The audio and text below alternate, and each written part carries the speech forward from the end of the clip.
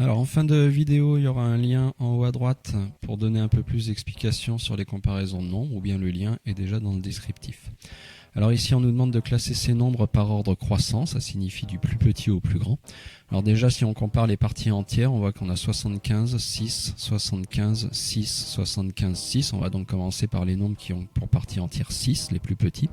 Et là, il suffit d'aller voir ce qui se passe après la virgule, mais uniquement le chiffre des dixièmes, le premier chiffre après la virgule. Ici, on a un 0, ici, on a un 2, ici, on a un 9. On va donc prendre le plus petit, celui qui a le 0. Ensuite, ça sera celui qui a le 2. Et enfin, celui qui a le 9.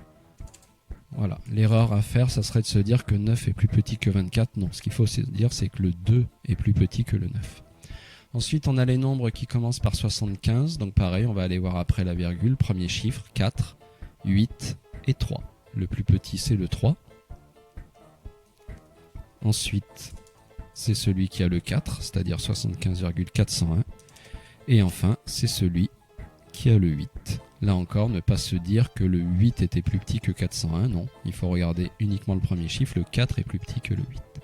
Voilà l'ordre qu'il fallait obtenir. En haut à droite, donc, un lien vers une vidéo avec un peu plus d'explications sur les comparaisons de nombres.